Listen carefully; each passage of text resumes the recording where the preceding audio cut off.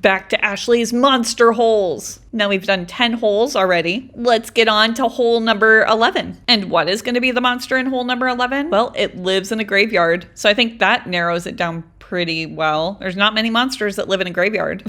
Okay, that's not true. I would say like most of the monsters live in graveyards, but it doesn't matter. The monster I'm doing mostly always lives in the graveyard, and it's the first one that you'd think of, and it's not a ghost because I've already done a ghost. It's a zombie. See? I'm adding little zombie hands that are reaching out of the graves and a zombie foot. I don't know who's coming out foot first as a zombie, but I guess that zombie likes a challenge. And I didn't feel like cutting up another one of my miniature people to make more arms. You know what? Nobody's going to be thinking about it that deeply. If you see body parts coming out of graves, you're just going to automatically think zombie.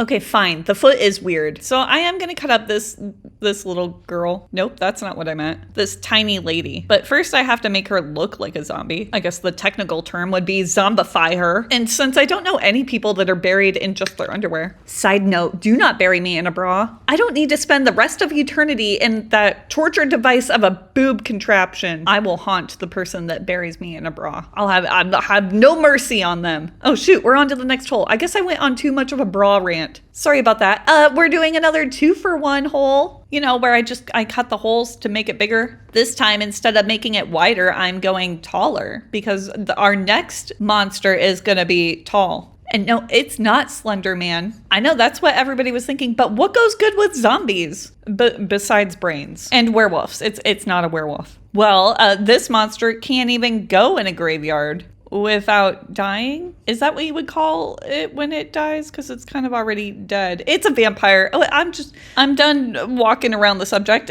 Vampire inside of a coffin, which would be in a graveyard. So why do they sleep in coffins?